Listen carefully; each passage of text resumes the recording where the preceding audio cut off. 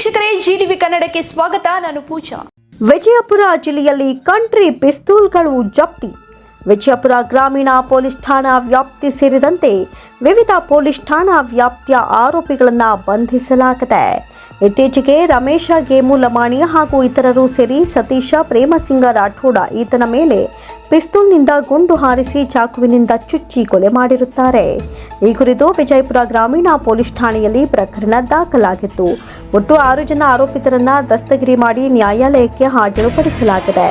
ಸದರಿ ಪ್ರಕರಣದಲ್ಲಿ 5ನೇ ಆರೋಪಿತನಾದ Sagar alias Suresh Rathod Hanchanal LT number 1 ಈತನು ಕೊಲೆ ಪ್ರಕರಣದ ಪ್ರಮುಖ ಆರೋಪಿ. ರಮೇಶ ಗೇಮು ಲಮಾಣಿ ಈತನಿಗೆ ಕೊಲೆ ಮಾಡಲು ಅಕ್ರಮ ಪಿಸ್ತೂಲನ್ನು ಪೂರೈಕೆ ಮಾಡಲಾಗಿದೆ. ಸದರಿ ಮಾಹಿತಿಯನ್ನು ಆಧರಿಸಿ ವಿಜಯಪುರ ಜಿಲ್ಲೆಯ ವಿವಿಧ ಪೊಲೀಸ್ ಠಾಣೆಗಳ ವ್ಯಾಪ್ತಿಯಲ್ಲಿ ಈತನಿಂದ ಅಕ್ರಮವಾಗಿ ಪಿಸ್ತೂಲ್ಗಳನ್ನು ಪಡೆದವರ ಮೇಲೆ ದಾಳಿ ಮಾಡಿ ಒಟ್ಟು 10 ಕಂಟ್ರಿ ಪಿಸ್ತೂಲ್ಗಳನ್ನು ಹಾಗೂ 24 ಸಜೀವ ಗುಂಡುಗಳನ್ನು ವಶಕ್ಕೆ ಪಡೆದುಕೊಳ್ಳಲಾಗಿದೆ.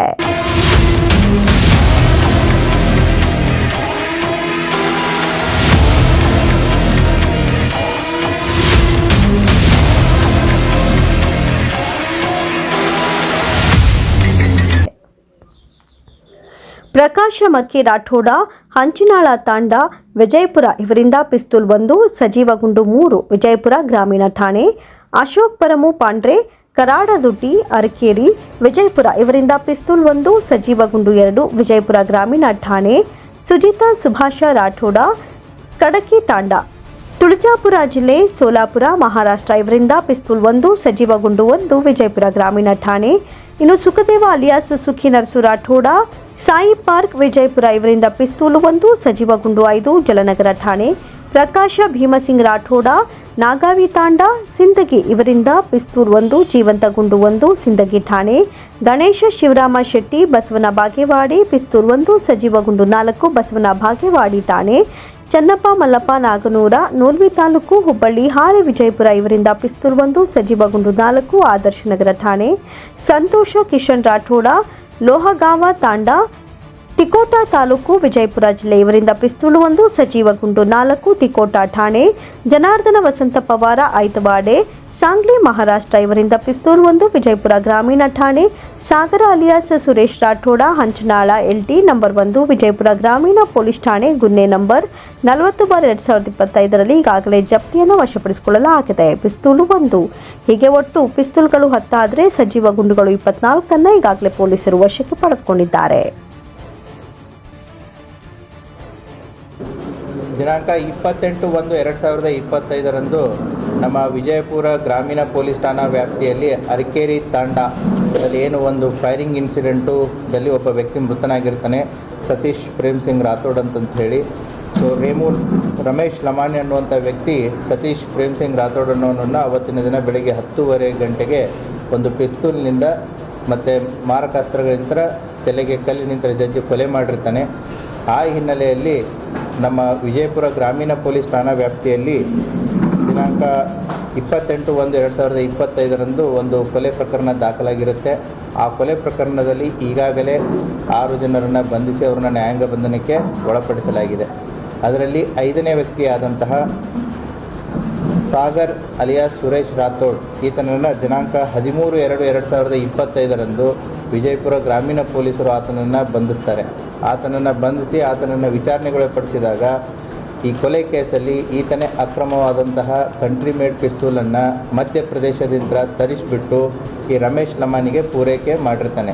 ಆ ಹಿನ್ನೆಲೆಯನ್ನೇ ಅವನನ್ನು ತೀವ್ರವಾಗಿ ವಿಚಾರಣೆಗೊಳಪಡಿಸಿದಾಗ ನಮ್ಗೆ ಕಂಡು ಬರುತ್ತೆ ಇವನು ರಮೇಶ್ ಲಮಾನಿಗೆ ಅಷ್ಟೇ ಅಲ್ಲದೆ ವಿಜಯಪುರ ಜಿಲ್ಲೆಯ ವಿವಿಧ ಪೊಲೀಸ್ ಠಾಣಾ ವ್ಯಾಪ್ತಿಗಳಲ್ಲಿ ಬೇರೆ ಬೇರೆ ವ್ಯಕ್ತಿಗಳಿಗೂ ಕೂಡ ಮಧ್ಯಪ್ರದೇಶದಿಂದ ಅಕ್ರಮವಾದಂತಹ ಕಂಟ್ರಿ ಮೇಡ್ ಪಿಸ್ತೂಲ್ಗಳನ್ನು ಸರಬರಾಜು ಮಾಡಿರೋದು ನಮ್ಮ ಬೆಳಕಿಗೆ ಕಂಡುಬರುತ್ತೆ.